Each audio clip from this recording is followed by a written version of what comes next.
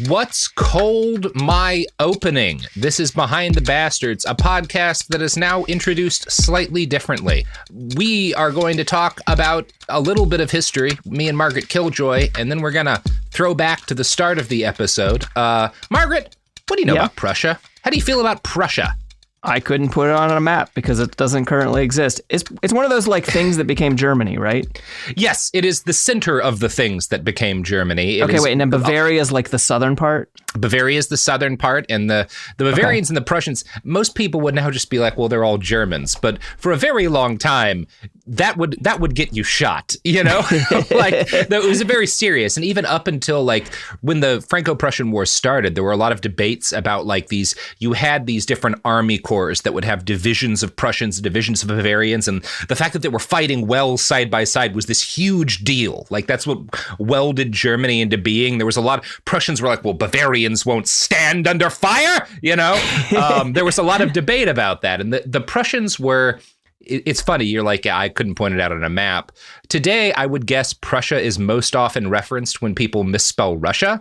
But like for most of the last couple of hundred years, it was a really big deal. And in fact, at the end of World War II, one of the major Allied goals was like, we have to put a fucking end to Prussia, finally. Mm-hmm. Like, we have to end this concept of Prussian militarism because it's been such a plague in Europe. And we don't, again, they've so Bavarians are the good Germans and definitely are the bad Germans. Is that what you're saying? Definitely not. But what I am saying is that what we now just describe as like German, right, is what people used to call Prussian, right? It's all been kind of subsumed, but like the Prussians were, and this is kind of who invaded like right around the time of the Paris Commune, like 1871. Kind of era? Yes, this is exactly that. That's why it's called the Franco-Prussian War, because the Prussians are kind of like the leading light in this confederation of German states that becomes Germany as a result of the Franco-Prussian War. They really like invading France. They tried like 3 times, and to be fair, like once a generation. They started out being invaded by France. Like when the Franco-Prussian War starts, if you read their justifications for like why they were doing what they were doing, it's all like, they keep invading us. We have to stop the French menace. And the British, like, there's widespread, everyone is sympathetic to the Prussians and the other German states because they're like, yeah, something's got to be done about France. Like, you can't let them keep bossing everybody around, right? Yeah. It's the 19th century. You're supposed to do that to other continents now. Yes, which the French are doing, but they, especially like under Napoleon III, he's like he fucks around in Italy a bunch, and like eventually he goes too far.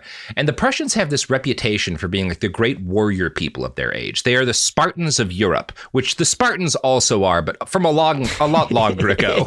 Yeah. Prussianism forms the core of what we come to know as Germany. And while the Prussian nobility are often targeted by the Nazis, these guys, these Junkers is what they're called, a lot of them get killed by the Nazis. It's because they hate Hitler, but not because he's Hitler, but because he's like poor. Right? They hate Hitler for class reasons. He's like a corporal who should have known his place, and he's trying to run the country. That's why these Junkers hate Hitler. You know, it's not like all of the horrible crimes. It's, well, but look at of course this war is doomed. We have a corporal leading it, you know? Yeah. He couldn't even he tried to make a living selling paintings instead of being born to money. Absolutely not. I was born to hold a needle rifle. Prussian nationalism and militarism are a huge factor in the upbringing of the kids who grew up to fight for and lead Germany in World War II. So again, it's one of those things like Schreber. Did he cause the Nazis? Is he just like one of, you know, a number of people who had similarly authoritarian ideas? And Prussianism is both an opponent of the Nazis when the Nazis are actually in place. Like a lot of Prussians are opponents of the Nazis. And it's also foundational to what we recognize as Nazism. A lot of these attitudes that Prussianism inculcates in broader in all of these German territories. And one of the things about Prussianism is that it is an extremely patriarchal system, right?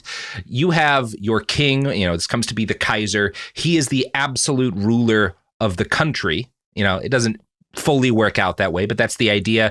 And likewise, the father is the absolute ruler of the household. You know, like that's how it is supposed to work. A lot of these ideas are descended from how Romans did things, right? In ancient Rome, the patriarch of the family, your dad, as long as he was alive, you were legally a child. He could, it's not a thing that often happened, but he could execute you. Your whole life, he had that freedom. That was a legal thing in like Roman society. I didn't know that it kept going. I assumed that his ability to kill everyone he's related to stopped when those people turned 18. No, absolutely not. You think Rome would be that way? No. Whoa. That's fucking brutal. Rome never stopped at the point they should have stopped. That's what made them Rome.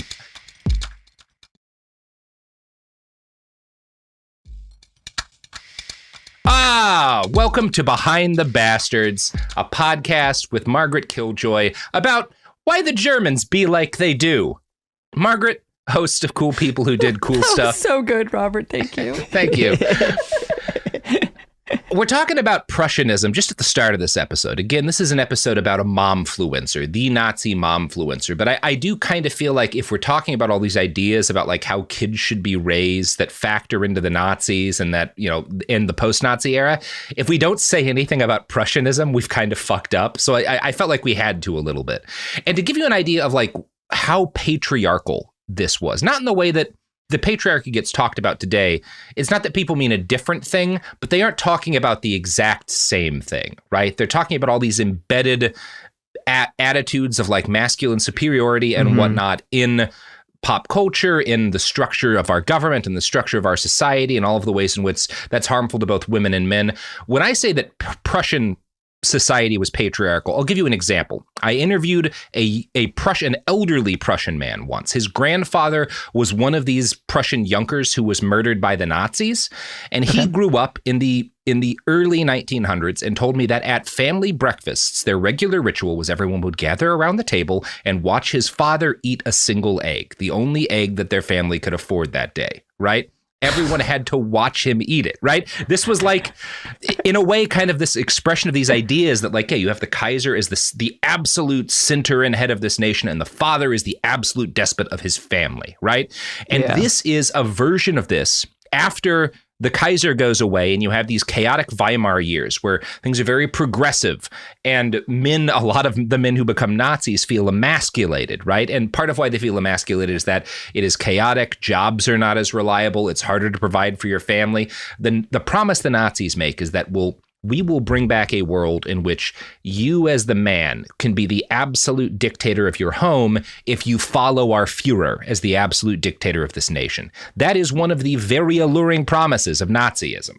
I don't like how naturally this relates to the things that are happening now and the way that the far right is talking about feeling emasculated by... No, I don't like that. Could you change history a little bit so that the Nazis are a little more different than a modern American right wing, so I feel a little safer?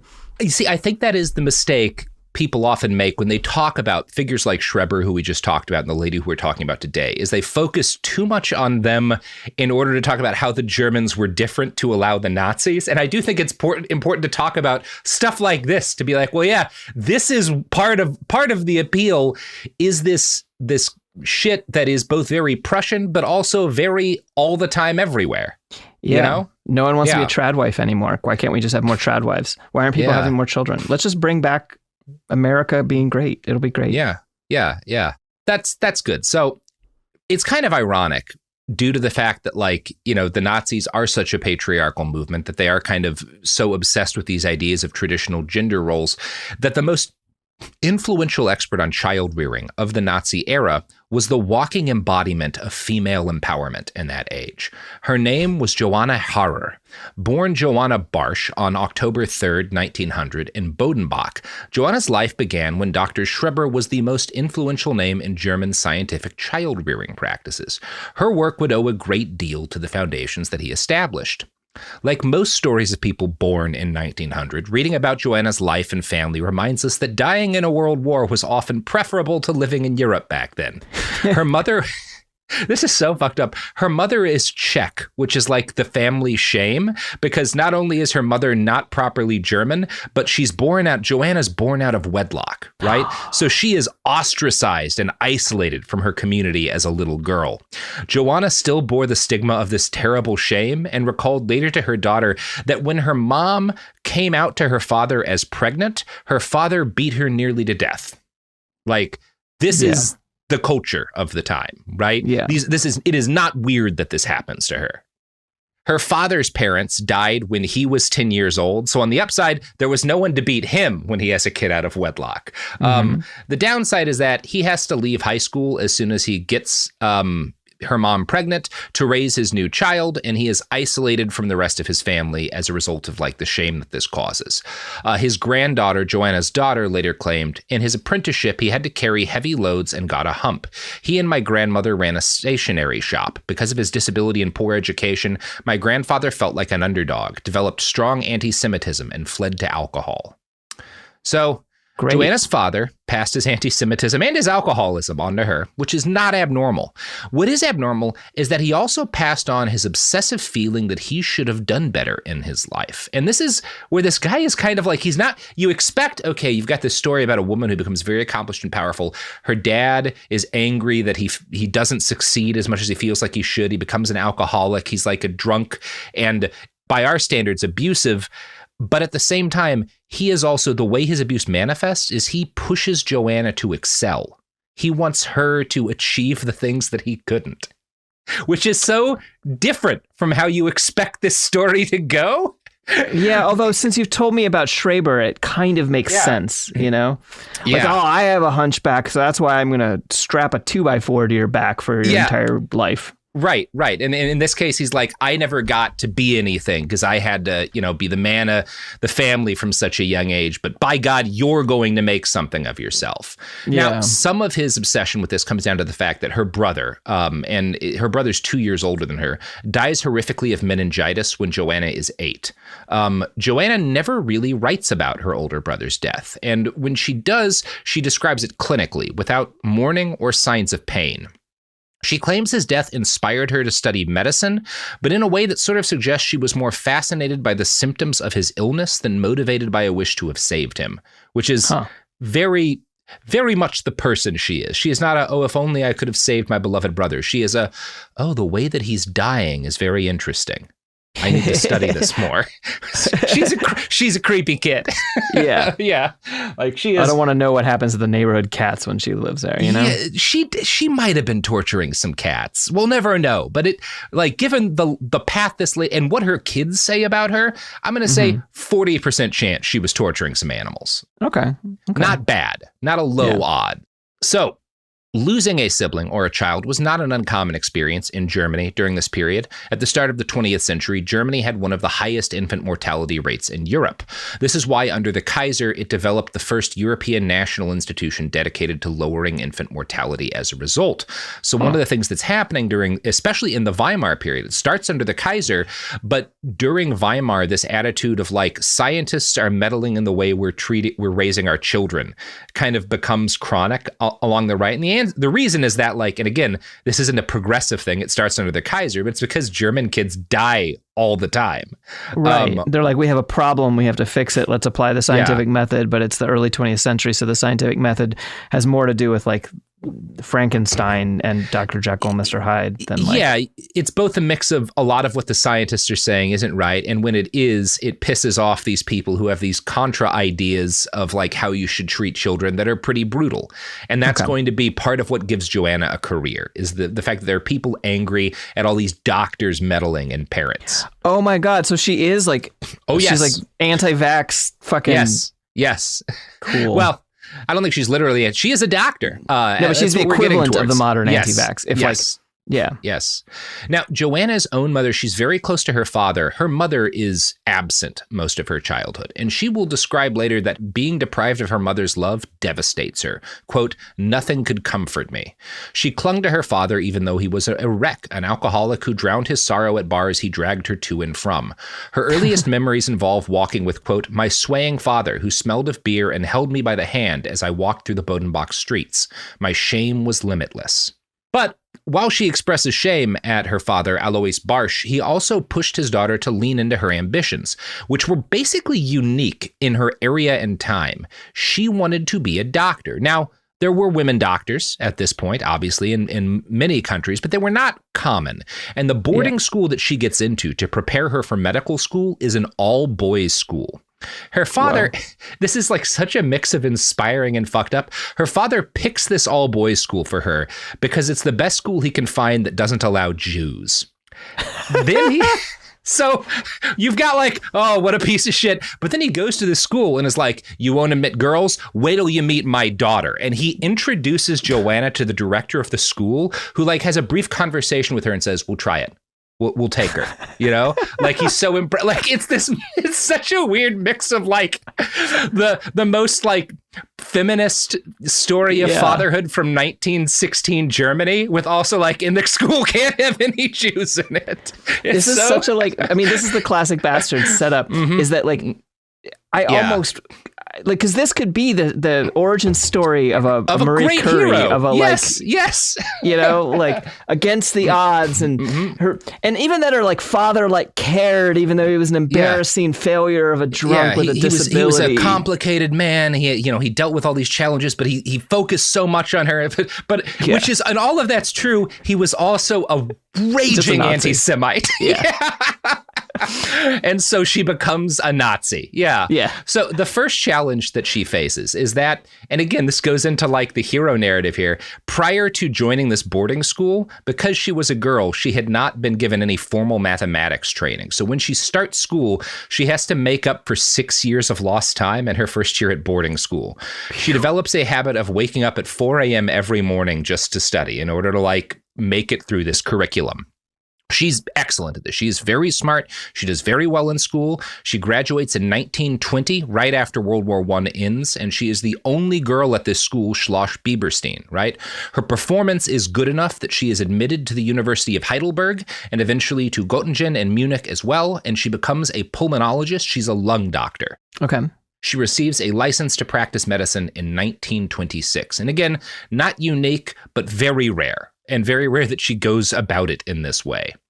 2 years earlier, she had met her first husband, Helmut Weiss, a pharmaceutical researcher who it's kind of unclear exactly what happened. One story, I think the story Johanna gave, is that he cheated on her and like had a child out of wedlock.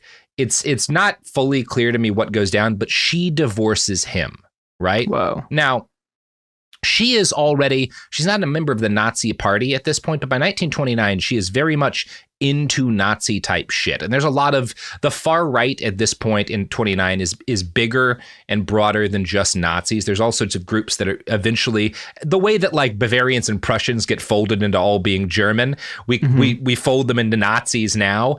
She is into a lot of extreme right-wing stuff, a lot of which gets folded into the Nazis at the time. But you might find that surprising, mixed with the fact that she gets a divorce, that she is the kind, because we have this idea of Nazis as basically more extreme versions of religious conservatives, right? The ones that we deal with today. And they hate the idea of a woman being able to divorce her husband. That is not an accurate depiction of the Nazis. The Nazis embraced conservatives. They eventually co-opted conservative parties and the political power that gave them.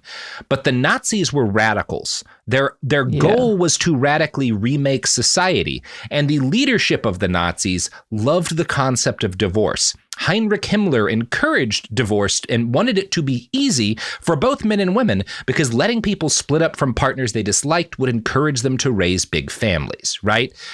They support divorce because they think it enables more love matches that will lead to a lot of kids. The Nazis are not anti-sex. They are anti-homosexuality, for darn sure, particularly male homosexuality. They're a little softer on lesbians. The Nazis, and again, eventually, because there are a lot of homosexual Nazis in this early period that we're talking about.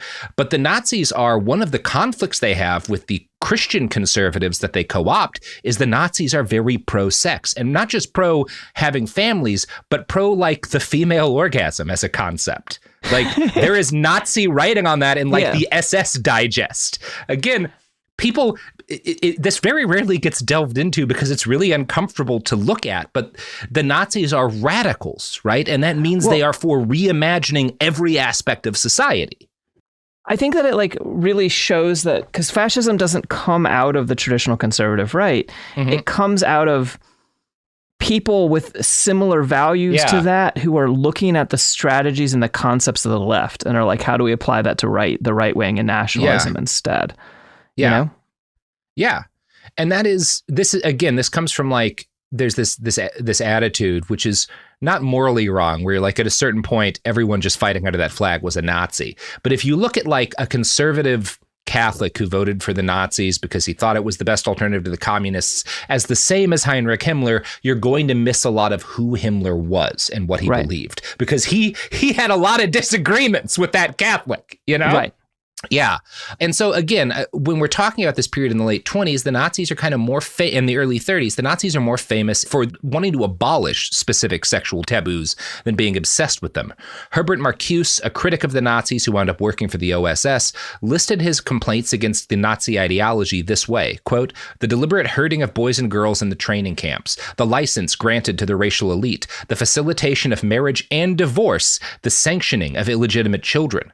So you can see part of why this appeals to her. She grows up with the shame of being an illegitimate child. And a big thing that guys like Himmler and Hitler say is that there is no such, if you are Aryan, you're legitimate. It doesn't matter if your parents weren't married. It doesn't matter if your dad was fucking around on a bunch of people. As long as your bloodline is good, that's all we care about. Yeah, it doesn't your parents matter is the nation.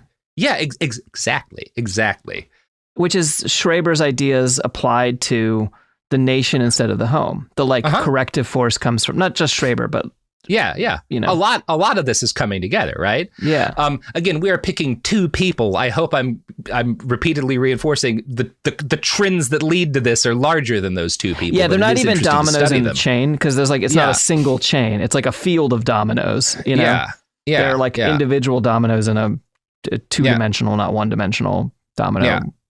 That's a totally useful metaphor. Anyway. No, I like it. In 1938, the Nazis actually introduced new divorce legislation that make it legal for the first time in Germany to break up based on the grounds of emotional incompatibility. That is a thing the Nazis introduced into German law, is you can get divorced if you don't like each other anymore.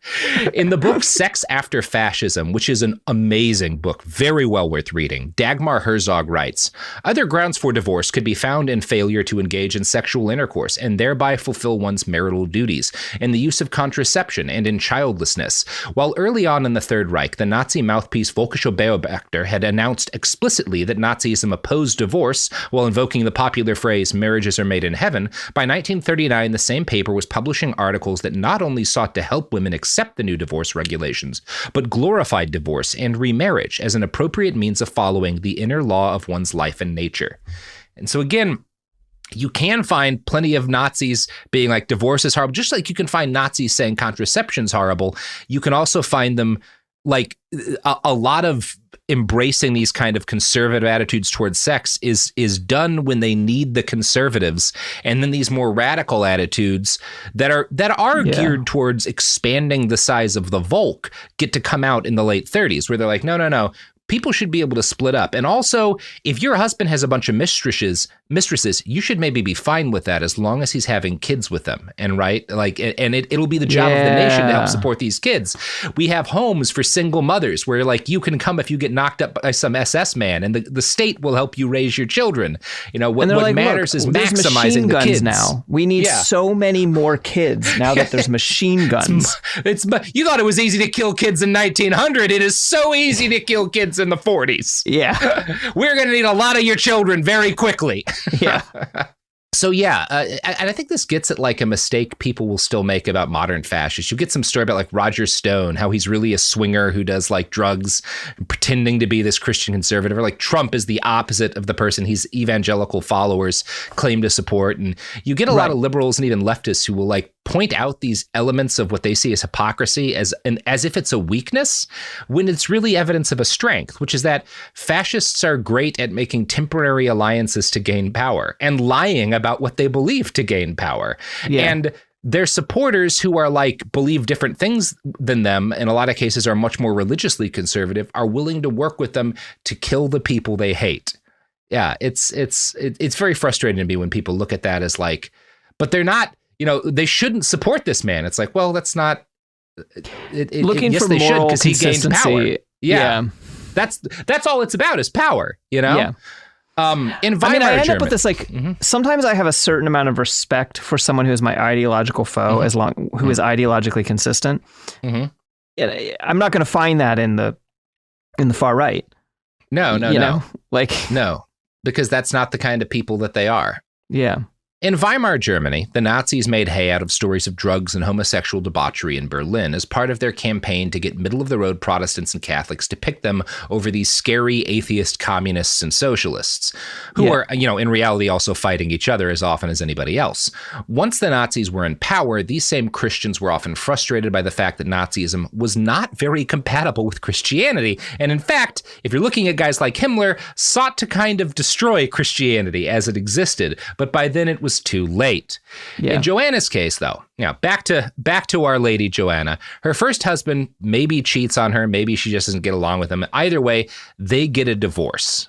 And it is interesting, if her husband cheated on her and got a friend of hers pregnant, which is what she told her kids, that is behavior the Nazis encouraged, right? Wives are kind of advised to ignore, especially like wives in the SS. A lot of writings in the SS magazine kind of resemble fascist swinger culture, where they're talking about like it's really weird to read now. But anyway, her divorce is both evidence that like she is not fully bought in on all of the things the Nazis are going to argue for, but also there's a lot of opportunity for a woman like her in the Nazi party, because for one thing, they don't believe that there's any shame in being born out of wedlock. And for another thing, they don't believe that there's any shame in being a divorcee, right? Yeah. Like that does not lock you out of anything in the Nazi social hierarchy. In 1932, she got married for the second time to a pulmonary specialist named Otto Harer. Their daughter later described the union as one of great love for her father and a welcome anchor for Johanna. They had their first twins the next year, 1933, when Hitler became Chancellor of Germany. Having served as a full physician for less than 10 years, Johanna had to basically she has to quit her job as a doctor because work while having twins is not possible.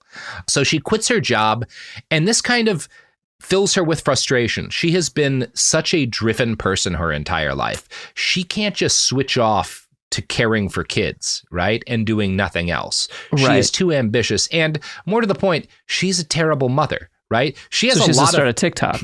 Yeah, exactly. She's one of those people who she can't continue what she had been doing when she has kids, but she's also not going to raise them and what we would recognize as raising your kids. So she has a lot of time for a side hustle. Yeah. And that side hustle is she starts putting together like articles on how to raise kids the National Socialist way. She starts her career as a writer, publishing articles for the Nazi Party newspaper, the Volkscher Beobachter. These were successful enough that she approached a publisher, Julius Lehmanns, to write a full book on child rearing. They accepted, even though she had no pediatric training, and their grounds are basically, well, she's a mom, right? That's all she should need to be able to write a book. This is literally what the publisher wrote later. The fortunate circumstance that this physician was also a wife and young mother who had not simply gained her experiences as a physician, but with her own children, twins at that, gave her books qualities which others did not have. I mean, this would be true right now. If you were like, I have a PhD and a child, they'd be like, of course you can write a book. You're also in the correct political party? Absolutely. Yeah. It would only be easier to be this lady today, and that's why there's like a million of her, one of whom just pled guilty to child abuse. Right, totally. That is kind of why I started this episode with that story. But you know who never well, shit. Margaret, how's some ads sound? Do ads sound good to you? I love think ads. About child abuse. Let's think about I get ads. so excited every time I get an opportunity to learn about a new product or service. Absolutely. That's where I am, baby.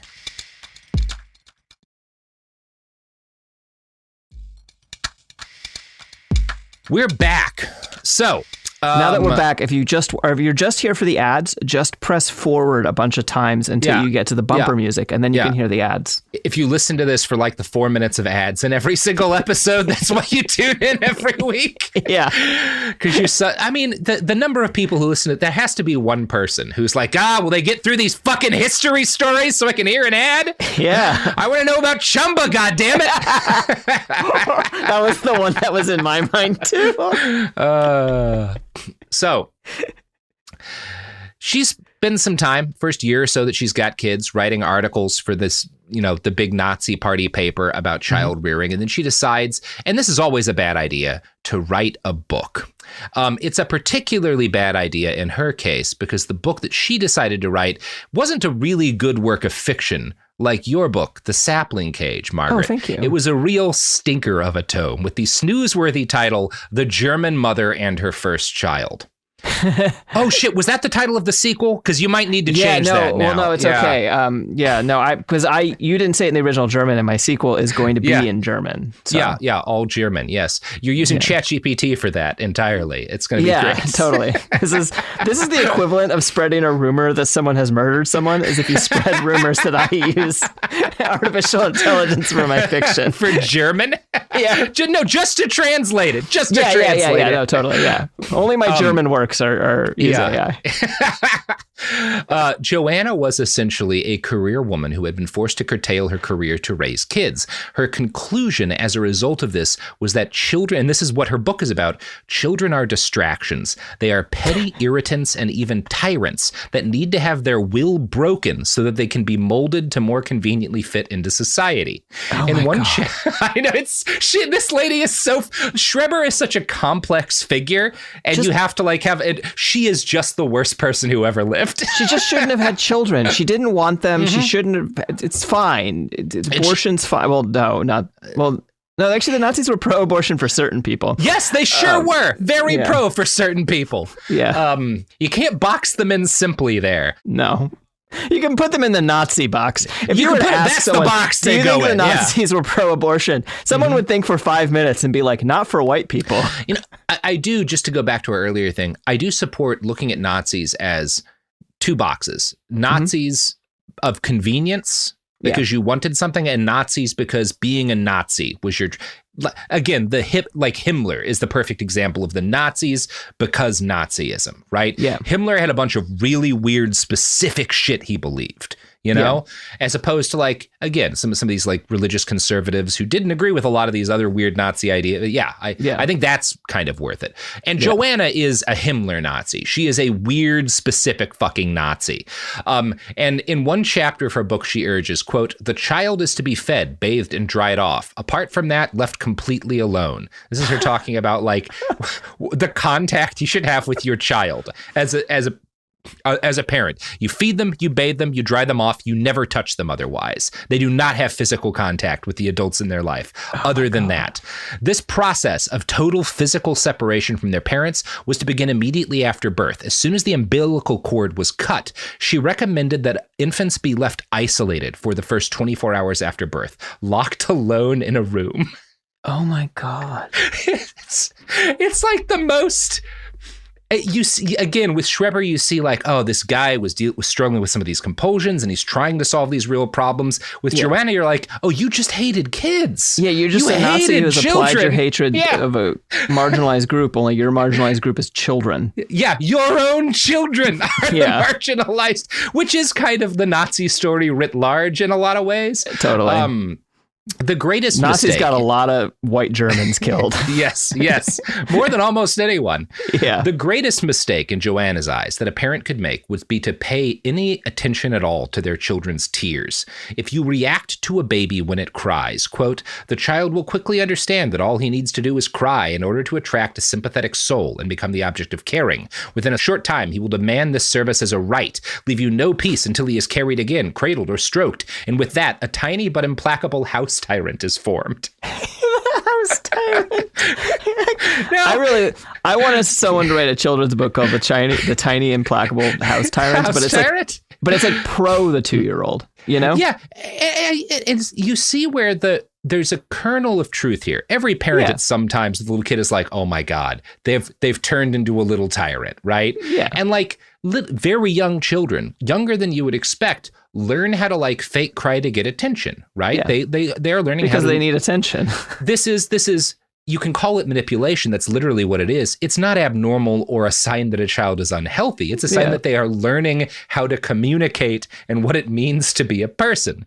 And decent parents understand that if your kid is fake crying for attention, you don't want to give them the same attention that they get when they are actually crying. Totally. But you don't just ignore them or lock them alone in a room because that's child abuse, right? Yeah. I think, or tell them they're just doing it for attention so that when they're adults, they don't know how to cry in front of people.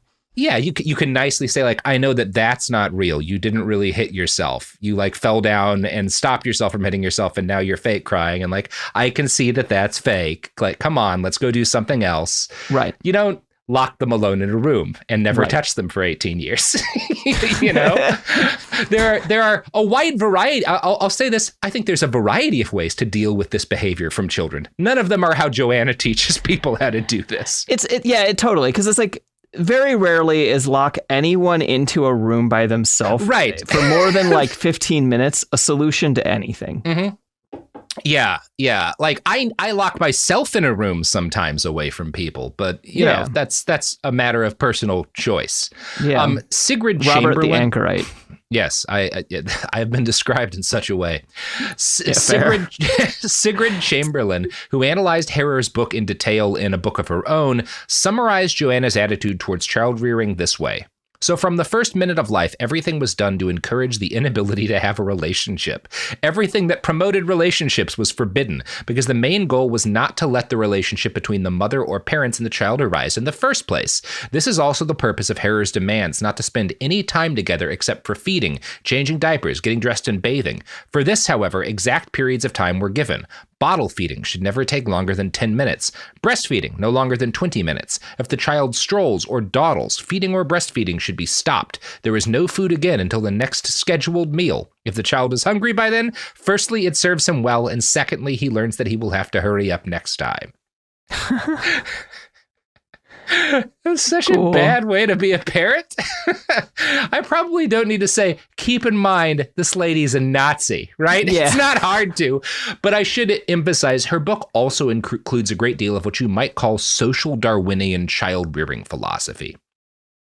Adults are encouraged. Put them in the trenches and see if they survive mustard gas. Yeah. See if they're immune to machine guns yet. Have we bred that into them yet? No, not yet. Yeah. Next generation, keep them coming. Yeah. Eventually, we'll build the German that's immune to Russian bullets. I can feel it. We're close. So in one of the ways in which this manifested is that Johanna encourages like parents and adults around children to point out anytime a child makes a mistake or exhibits a weakness in an area. If they like exhibit that they're weak or flawed in an area, you point it out in front of everyone and you mock it in public every time it happens. Every time they're like wrong. My gym teacher in middle school. Yeah, like every parent should be a gym teacher. That is the Johanna Harer method. That is how the Nazi society works. Yeah. The primary job, Harer describes the primary job of a good teacher as being to make fun of kids, basically, for being wrong about things. Not to teach them, but to make them ashamed of their ignorance. Super funny. Harer describes her teachings as modern and scientific, and Adolf Hitler himself agreed. He personally recommends her book to German parents. Like, she is the Hitler-approved momfluencer of the Third Reich. Her book comes out like 34. Are you saying that Hitler is the Oprah of the Third Reich? Hitler is the Oprah of Germany in this period. He's got a lot of Oprah-esque qualities. A captivating narrator. Look, we can say it. Yeah. And he's gave everyone cars. He did give everyone cars. Oh my God, Margaret. The greater Oprah theory of Nazism is gaining a lot of traction. And like Oprah, he's really good at selling books because he recommends her book to the whole German Reich and it sells more than 1.2 million copies, which is pretty good for now. That's a lot back then. Yeah. That's like 3 days of deaths on the Eastern Front, you know? So if you're wondering how this kind of parenting might impact a child, so did Klaus Grossman, he's a modern day researcher. He's actually retired now, but during the latter half of the 20th century was a leading researcher on mother-child attachment from the University at Regensburg. He told Scientific American, quote, "In Johanna Harer's view, it is important to deny caring when a child asks for it, but each refusal means rejection," Grossman explains. "The only means of communication open to a newborn are facial expression and gestures," he adds. "If no response is forthcoming, children learn that nothing they try to communicate means anything. Moreover, infants experience existential fear when they are alone and hungry and receive no comfort from their attachment figure. In the worst case, such experiences lead to a form of insecure attachment that makes it difficult to enter into relationships with other people in later life." That is not it seems obvious, but again, this is very controversial amongst Nazis. That like it's a self-fulfilling Freud.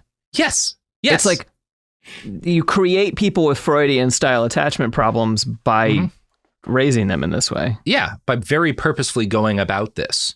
Yeah. Now, I started episode 1 of this series by referencing a recently disgraced momfluencer, and while that was kind of a joke for Dr. Schreber, comparing him to a momfluencer, Johanna Harer is literally her generation's social media mommy guru. She even writes a Nazi children's book. Mother, tell me about Adolf Hitler. Jesus Christ. It's so good. Oh my God. It's so fun.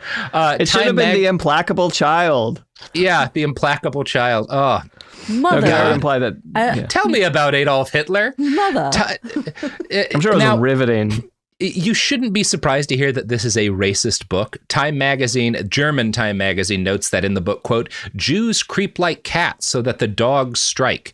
The Jew should be chased away. He is foreign to us. He doesn't concern us and always just wanted to harm us. God, the book ends, sent us a leader like the world has never seen him. We want to believe him, trust him, follow him wherever he leads, now and always. This is, again, published in 1940. I have found some pictures of this book on auction websites, and it mostly looks like a normal child's book for the era, with black and white illustrations every couple of pages. But I found a list of the table of contents that gives you an idea of the thrust of the story. Chapter 1, From the Great War, How the War Ended. From Adolf Hitler's homeland, Adolf Hitler starts his fight. Adolf Hitler wants to help Germany. How he was betrayed. From Germany's worst time, Adolf Hitler starts fighting again. Dr. Goebbels fights for Berlin. Adolf Hitler becomes our Führer and Reich Chancellor. Adolf Hitler provides work and bread. Adolf Hitler alleviates the misery in Germany. Adolf Hitler creates the German Wehrmacht. Adolf Hitler continues to build the Third Reich. It's a shame the book stops right before the Hitler story gets good. She's like right at the cusp of things getting interesting. Adolf Hitler alone in the bunker. Yeah, Adolf Hitler with a 38 or 32. Yeah. Yeah, Adolf Hitler gets all of the German boys raised on Joanna's books killed outside of Stalingrad. Adolf Hitler finally learns perspective in his paintings. Yeah. Just kidding. Could never happen. Yeah, no, he absolutely doesn't get that shit right. One of my favorite things in the world is when every now and then some like Nazi on Twitter is like, see, look, isn't he an amazing painter? And it's just like, no, man, this isn't the thing that I want to argue about Hitler about. No. But no, the answer is no. But like, if he was an 8th grader, I'd say he's got promise. He could have. He could have become a decent painter if he had continued to. If he learned perspective and I think the people who are like, he could have been like a middle class architect and made houses and probably been okay at something. Yeah, but that was not what was going to make Hitler happy. No. Nothing actually made Hitler happy. He was a pretty fundamentally unhappy man. But that's a story for several other days that we've talked about at length. No one really talks about Hitler. That's the thing. That's the thing. Podcasters never really bring that man up. They're afraid to. Yeah. We're the only people who are brave enough to go on a tangent about Hitler.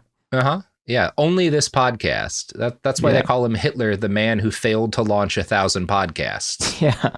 That's that. So anyway, I bet you're wondering, believing all these things that she does and preaching them to other Nazis, what was Johanna like as a mother? Did she actually abide by her own teachings? And unfortunately, yes. Just for the sake of her daughters, you'd wish she had been a hypocrite, but she is not. Johanna's daughter Gertrude would later claim to Time magazine that her mother strictly abided by the parenting teachings she believed in. This led Gertrude to be desperate for affection and deeply cut off from her parents, but physically tough. She later recalled this. I broke my arm during a bike trip with my sister in a fall, but we drove on to a forest, spent the day there. Although my arm grew thicker and thicker, I could only drive back with one hand. We still went to an ice cream parlor on Leopoldstrasse. The bright madness, but typical. I was even proud that I endured the pain and was tough. And that is, that's horrible. A child should not fight through the pain of breaking her own arm on a bicycle. She should go receive medical attention. But this is what the Nazis wanted. We're going to talk a little bit more about this later, but Gertrude as a little girl is the kind of kid that Johanna and Hitler are aiming to create. Yeah. Now, that whole interview with Gertrude is translated. I did like an automatic Google Translate, much like we were joking about earlier, from German into English. So I noticed that Gertrude repeatedly referred to Johanna not as my mother, but as the mother. And I was like, oh, that's probably some sort of like translation fuck up. But then later in the interviewer is like, you only refer to your mom as the mother, not as my mother. Oh, that's kind of weird. And Gertrude clarifies that's how she saw. She was never my mother. She was the mother. That was her title, but she was not my mom. Quote, she was always the mother. There was distance. The mother was the highest authority. And that is so profoundly fucked. Damn. Like, that is... I hope not the daughter. I hope the mom finds a way to somehow die in the war. Alas, no. The good news is that neither of her daughters are Nazis. And in fact, both thoroughly reject their mother. They'd make some hard-ass partisans. I gotta say, they you do would need have to be able to go all day with a broken arm if you're going to be a partisan. Mm-hmm.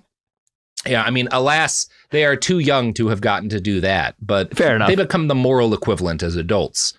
As a celebrity in the Third Reich, the first 7 or so years that Hitler's in power are great for Johanna and her family. They get very wealthy. She deliberately cultivates a career within the Nazi Party, and not just as an author and a doctor. From an article in the Journal of German History, quote, from 1935 until at least 1939, she thus worked as a regional specialist for racial policies for the Munich National Socialist Women's League and the Racial Policy Office. She also worked for the Mother and Child Relief Agency, an agency set up in 1934 by the National Socialist People's Welfare Organization, which had as its aim to stand by a German mother in physical, spiritual, or emotional need and to help a hereditarily healthy child to healthy development. So she's doing the worst thing that she could be doing, which is giving other moms direct advice and also directing Nazi policy for welfare for mothers, right? Yeah. She is helping the establishment of what are called Mutterschools, which are like the mother schools. This is German schools where, especially if you're like a single mom, it's not just single moms, but like you can go to learn how to be a mother and get help raising your kid, you know? Which is pretty easy. It's just a bunch of rooms, and there's one room per kid, and you throw the kid in the room, and there's nothing to do. Yeah, just lock them alone in a room. Simple. Yeah. The Nazi method of parenting. Yeah. Johanna was constantly in demand as a speaker and a writer, publishing article after article on the parenting methods that young Germans needed to make their children fit for Hitler's command to be hard as Kruppstahl. This is important to understand. Again, this makes her not complaining about her broken arm strong. Hitler's literal command was, I want children who are as hard as the metal from which we make our guns. When you refer to Kruppstahl, you're not just referring to like industrial steel. You're specifically referring to the steel we use for cannons. That's what our children need to be, right? Okay. And that is what Johanna is helping parents create. Speaking of making your children harder than Krupp steel, Margaret Killjoy, do you know what this podcast is sponsored by? Gun steel? The Tyson Krupp Company, who today makes all of our elevators. It's fine. Don't look into it. Also submarines. It's fine. Don't look into it. I'm pro submarines for rich people now. Yeah, you know what? I've come around. Maybe Krupp could solve some problems for us. Although they might build good ones, and so actually Krupp should stay out of that business. I think they mostly build functional ones for like the Egyptian Navy.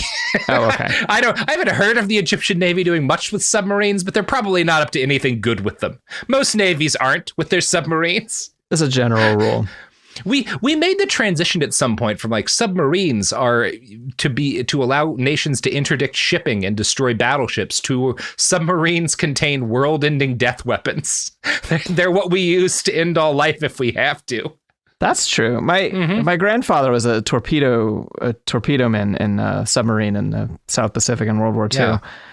But I don't think he had nuclear capability.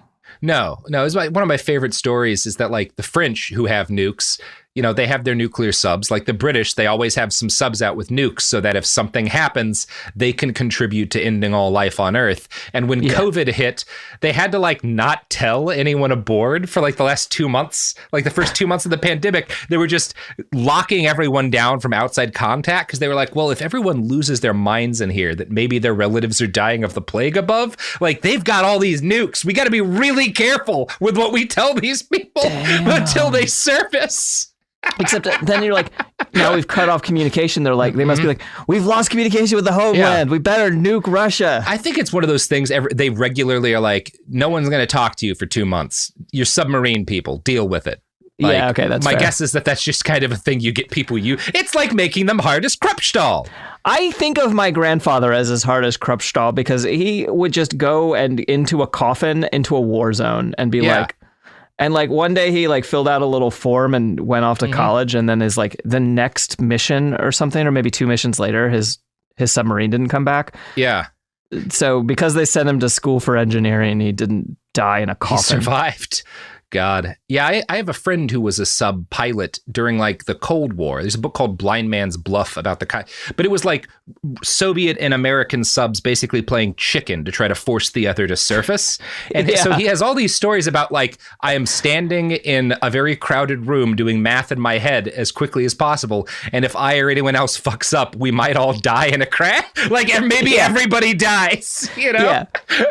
This, by the way, is the best ad transition anyone has ever done on a podcast. Yeah. Submarines, they're real fucked up, folks. Yeah.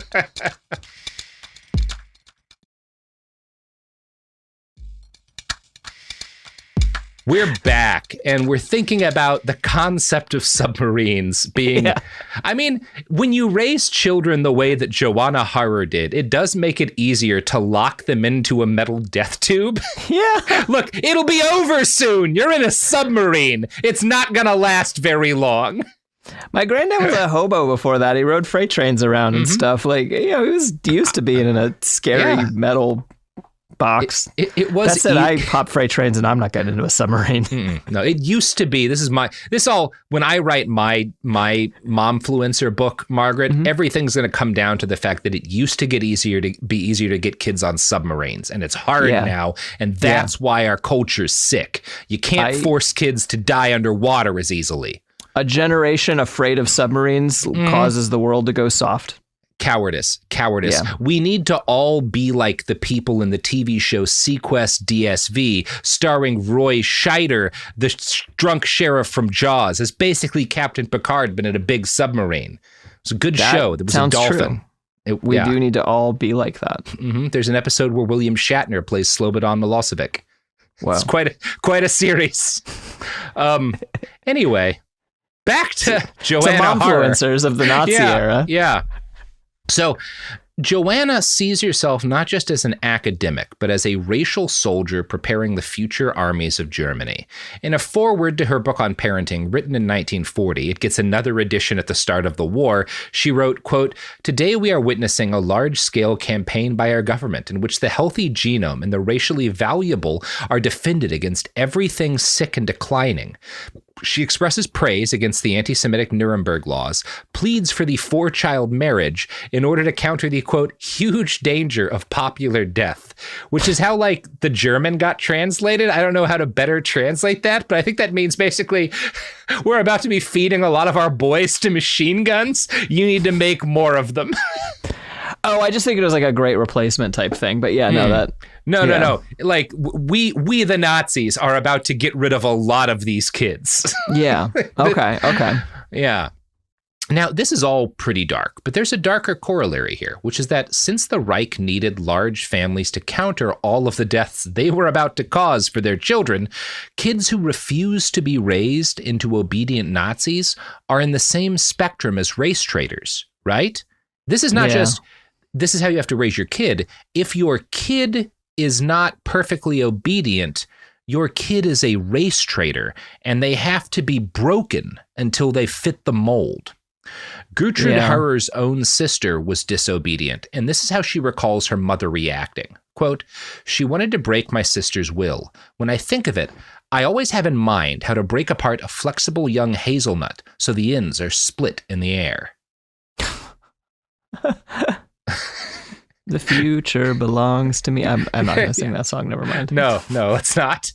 So the response within Nazi Germany to Harer's ideas was massive. Thousands of mothers even wrote the publisher letters thanking them for the invaluable service of providing a work of National Socialist parenting advice.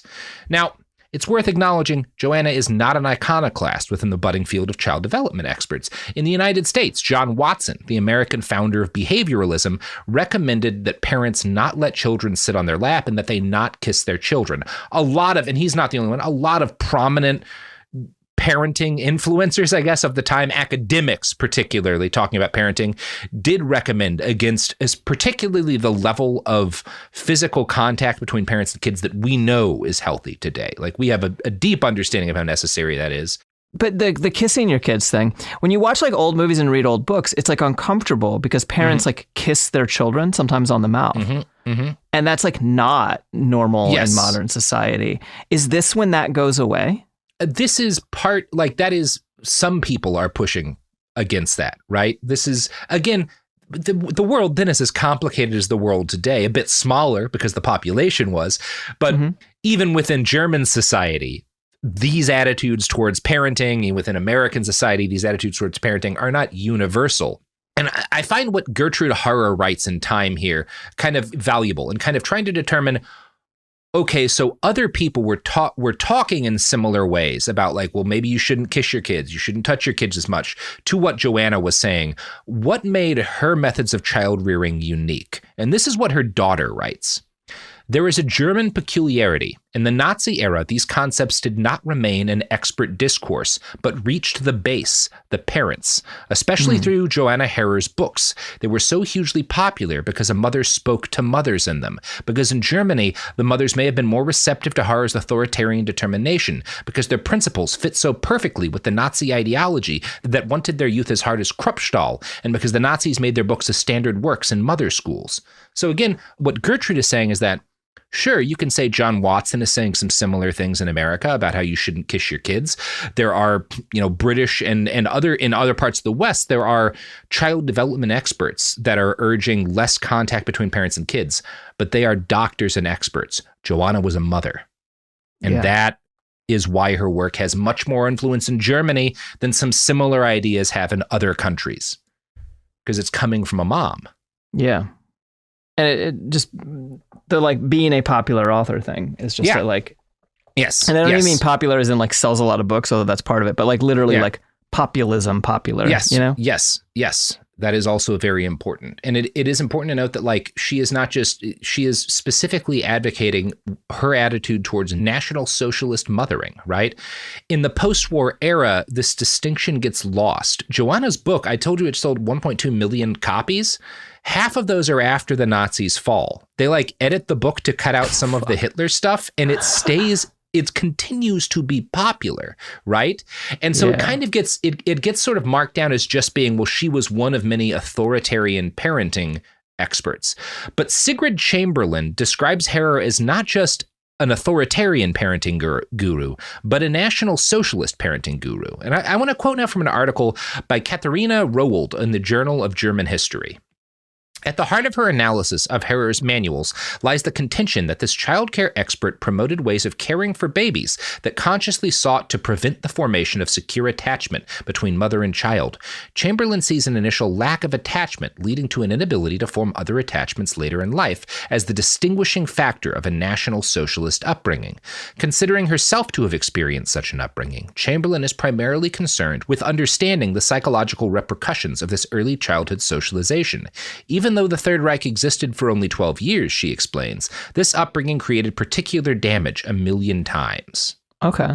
Now, there's a lot of debate over this. This is a period of significant historical contention. Harer's work, how to see it. Is this authoritarian parenting? Is it National Socialist parenting?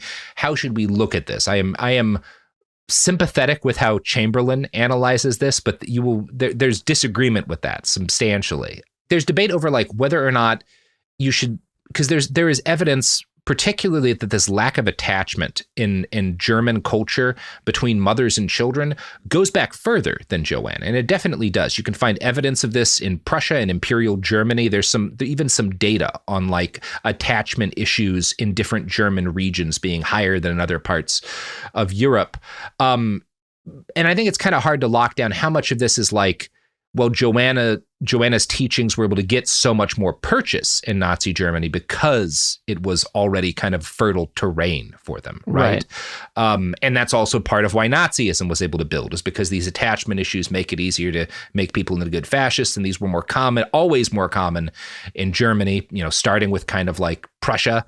But, I think that if you want to answer the question, what kind of children did Johanna Harer's advice help to create specifically, that is difficult to do, because you will be by definition looking at the generation of Germans born during and right after the war, which is the kids who are born when her advice on parenting is really popular.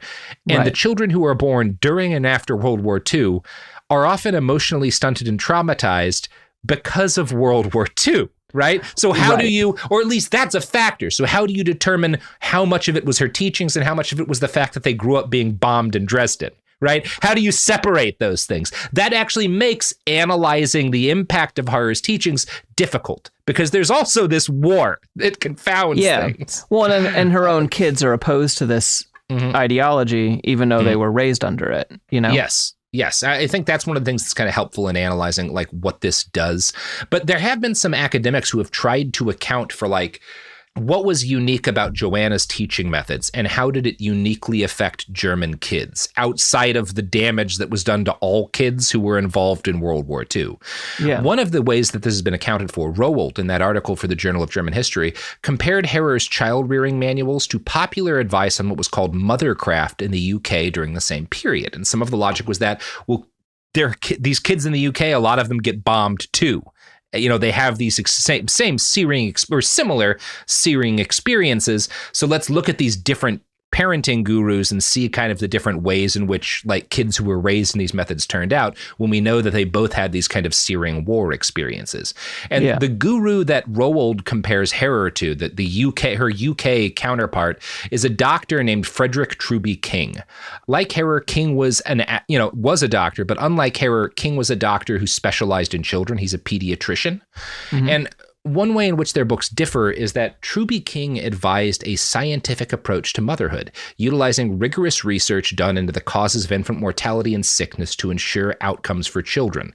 Harer counseled obedience to state services, particularly new Reich departments established to encourage racial health, but she also attacked experts who, during the Weimar years, had told German mothers to do things like drink pasteurized milk and hug their kids, right? She was like, these doctors, they don't know what they're doing. As a mother, you have instincts, and those instincts are that you want to be as far away from your kids as possible. Lean into those instincts. That's literally, she's like, too much bookish knowledge will hurt your kids. You just need to ignore them. Yeah, Rowold writes of her teachings, fathers were mostly absent in all the manuals. For Harer, it was clear that mothers ought to be caring for young children. To be a good mother, a woman needed specific characteristics. She had to be a dutiful, highly principled woman with common sense, who had a sense of order, regularity, punctuality, and cleanliness. Her manuals concurred with Nazi ideology regarding Aryan women, which stressed their reproductive role and saw their place in the domestic sphere. It also emphasized the Nazi importance given to blood, the central metaphor for a mystical conception of race and inheritance. According to Harer, it was the blood relationship between the mother and child that made her the best person to raise her children. This relationship meant that mothers belonged to their children, inseparably, fatefully. A mother knew the smallest peculiarities and could understand her child because it was blood of her blood. Children, however, despite the blood bond, started to form an emotional bond with the mother only at the age of about 2.5, according to Harer. While mothers were in the best position to raise their babies and their young children, these were indifferent as to who looked after them until that age. And this, again, fits into a lot of these Nazi teachings about you don't need to have a family unit. You can have a dad fertilize a bunch of women. And for the first 2 years, it doesn't even matter who looks after that kid. You can keep them alone in a room as long as you feed them and clean the shit off of them. Yeah. And then, the mother is their real blood, and that's who needs to raise them. The father's going to be off dying, Yeah. It's cool stuff. It's interesting because it seems like overall, Yeah. And maybe this is just the conception I came in with it. It's like we have all of these different ideas about like nature versus nurture, but I think sometimes it's just neither. It's just like most of the time, most kids kind of turn out okay. Like despite what happens to them, like people should try, right? People should try to raise their kids good, you know? But like overall, it's like kids are resilient on some level, you know? Like, I don't know. Like the whole reason why there's hope in humanity is that even when you try to raise a whole generation this way, it doesn't work out the way that you want. But they have done some research. Again, it's hard to isolate the war from the impact on some of these different child rearing experiments. There's a study by Ilka Quindo of Frankfurt University on the generation born during the war, and it was initially to study the long-term impacts of bombing raids on child development. But after these initial sort of interviews, the researchers were like, these people keep talking about like their family experiences, so we should probably alter the studies to like interview them more about how they were raised too as children. And they concluded that a lot of the former kids they interviewed had a pattern of strong loyalty to their parents and a refusal to admit any conflicts with them that was like severe enough to be a relational disorder. Which is, Quindo is noticing something similar to what Schatzman noted about Schreber's son, right? That he cannot see his father as having made a mistake, even though his parent did something very bad to hurt him, right? Right. And that's this whole generation of kids like raised under the bombs have trouble adequately blaming their like seeing their parents in some ways. They have like this sense of loyalty to them that is kind of like noted. There's a lot of like, I don't want to get too much into like the psychology here because it's all pretty wonky and controversial. Quindow has pointed out that Germany is the only country in Europe where what happened to the children of the war has been so broadly discussed, even though like destruction and bombings, you know, occurred in a lot of other countries. Like German kids were not by far the ones who suffered the most, but they have been like the impact of the war on them has been studied the most. And she's also noted that psychoanalyst Anna Freud found that children with a healthy attachment to their parents were less traumatized by things like war and violence than those with a less solid attachment. Putting everything together, Quindo concludes from the interviews that she conducted about bombings that basically a lot of German children were still after the war dealing with deep grieving because they had not been prepared by their upbringing to heal from the experience of war. That maybe that was like the most direct consequence of Johanna's parenting style, is that it raised kids who could not effectively heal and learn from the violence they experienced in a way they would have been able to if they'd had more direct attachment to their parents. Yeah. And that's going to be really relevant to what we have to talk about next week, which is what the generations after the war start to believe about child rearing. I bet it'll be good because this is the show about good stuff. This is the show about good stuff. Flowers in the Cracks of the Pavement is the name of this show. It's good stuff. So again, as I said, like Harer's book, shorn of some of its worst Nazi dialogue, gets re-released after the war and remains a bestseller. And that's going to be a meaningful part of the story we tell next week, right? Her work kind of helps prepare a generation of Germans to accept some truly unacceptable things, or at least makes it more difficult for the war generation to heal. The fact that a lot of kids are raised according to Johanna's principles is going to have echoes that go on long after the war. But before we get to that, I want to end this week by concluding Johanna's story. As a prominent Nazi with membership in several party organizations, as well as the NSDAP, Johanna was someone who had good reason to fear Allied victory. And in fact, when the Americans come and like she's afraid of getting arrested, leads to the only instance in Gertrude's childhood where she recalls her mom being physically affectionate to her. And it's so much worse than you might guess. Quote, only once in my memory did she hold me in her arms. That was in the war during the evacuation. I must have been 2 years old. Our father had stayed in Munich with my mother's parents. He had not been drafted because he was a lung specialist in Upper Bavaria. We children were evacuated with the mother in Hague in Upper Bavaria in an inn. When the Americans approached, my mother should talk to them because she spoke German very well. And then she hugged me because she knew that the Americans were fond of children. That's the only instance of physical affection. I know Americans like kids, so I'm going to pretend to like my kids to get better treatment, right? The only time this girl's mom holds her. Oh my God. I was hoping she just suddenly volunteered for the infantry and they created an all-women's unit and they all got killed. No, it's not nearly that nice. It is kind of nice that her attitude is like, Americans, the people who like children.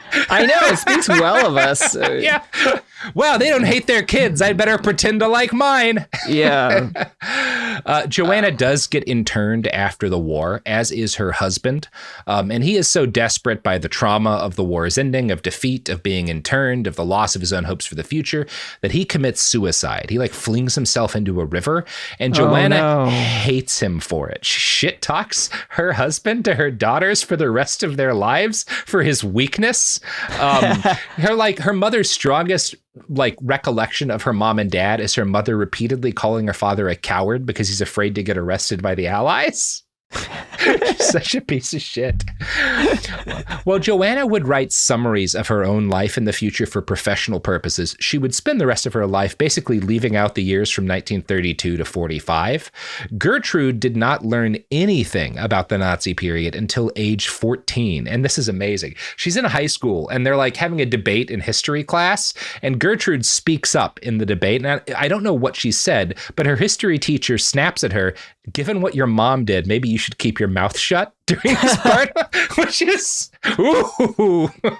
Damn. Even with this experience, Gertrude is never able to talk to her mom about Nazism. She just says it would have been impossible to talk to her about this. And I don't think she's wrong. Yeah. Gertrude does say, my mom was an unrepentant Nazi until the end. Her sister Anne concurred with this view, telling an interviewer, until her death, no one could talk to her about the Third Reich. All children had to suffer from the mother's cold feeling, while problems within the family were solved with violence. Johanna was not allowed to practice medicine under the new Federal Republic, but she worked in health departments in Germany until retiring in 1965. I would rather she was a doctor than a bureaucrat. God almighty, yes. At least a pulmonologist, you assume there's only so much damage a lung doctor can do. I know. Right? The only evidence that she suffered at all from her convictions was the fact that she grew increasingly addicted to alcohol and pills at some point as she aged, eventually forcing her daughters to care for her. And Gertrude describes at some point the mother grows frail and broken enough that Gertrude starts seeing her as my mother. And this happened shortly before Johanna dies on April 30th, 1988. She becomes weak and pitiful enough that Gertrude is able to view her not as this figure of the mother, but as my mom. Whoa. There's so much going on there. I know. And I'm going through my own, I try not to be a vengeance girl, but I'm struggling with some empathy here. Yeah. There's no empathy to have for Johanna. For Gertrude, sure. For Gertrude and Anne. No, absolutely. My God. What a cross to bear. This lady being your mom. Yeah. But no, Johanna. Who do you think would have survived in a room? Johanna or the mother god lady that turned silver? Oh, no, Johanna. Johanna would fucking cut that lady. Oh, I just figured out who you're talking about. I assumed you were talking about some weird mythcal goddess that was made out of silver. But you mean one of those people who ate too much colloidal silver? Yeah. The one, where her cult members kept her dead body for so many days. Yeah, that lady was very different attitude. Johanna could have been a cult leader, but she would have been the hitting kind of cult leader. She would have loved Scientology. Yeah, she would have fit in there very well. That would have offered her a place as well. She could have been disappearing people for L. Ron Hubbard if she'd been born in a slightly different period of at around the same period of time. It just shows in different things. Yeah, I think right time, wrong place. Mm-hmm. I don't know that she could have. I think she only could have dished it out. I don't think she could have broken her arm and kept camping. Yeah, you're probably right about that because her dad is ultimately she has such a supportive parent figure, which is her. It's not her mom. She that probably explains some of her feeling that mothers shouldn't be connected to their kids. But everything she has is kind of rooted in the fact that her dad is willing to stand up for her as a kid. Yeah, which is interesting. Yeah. Anyway. Well, we're going to talk about the aftershocks of these two people and like what the generation raised under Johanna's tactics and, the generation right after that one, the during the war and the immediately post-war children of Germany, some of the things some of them come to believe about how you should raise kids as a response to the Nazi era and a response to people like Johanna. And spoilers, Margaret, it's not very good either. Yeah, no, you've already explained that this was the fun week. This is the fun week. This is the good week. Next week, baby, it's pedophiles all the way down. Yay. Not even a good bit. It's not a bit. That's just an accurate description of next week's episodes. There is no joke there. There's not a single. I'm just laughing because it was. I had to write 12,000 words about that, and it was not pleasant. I wrote them while I was in the ICU with my dad, and it was, still a notably unpleasant part of that experience. Anyway. It's such an interesting, because like the work that you do with Behind the Bastards is like explaining some of the bad things that humans are capable of, and I think it's very useful. But then the format of the show is that you also have to we have to keep it entertaining, right? Mm-hmm. Gotta have some bits. Yeah, I wonder how you're going to pull this off next week. I don't envy me. I was going to open an episode with variations of my what's Xing my Y's and the word pedophiles, but there's no way to do that and have it be okay. There's absolutely no way to do it. What's killing pedophiles? Sure, what's killing, but calling the audience my pedophiles is probably a bad idea. I don't allow that. Thank you so much. Okay. Well, you'll get to hear what we come up with. Yeah, soon. What's gonna be spending a week figuring out to introduce next week's episodes, me. But we record them tomorrow, so really you only have 24 hours. All right, fuck. Behind the Bastards is a production of Cool Zone Media. For more from Cool Zone Media, visit our website, coolzonemedia.com, or check us out on the iHeartRadio app, Apple Podcasts, or wherever you get your podcasts.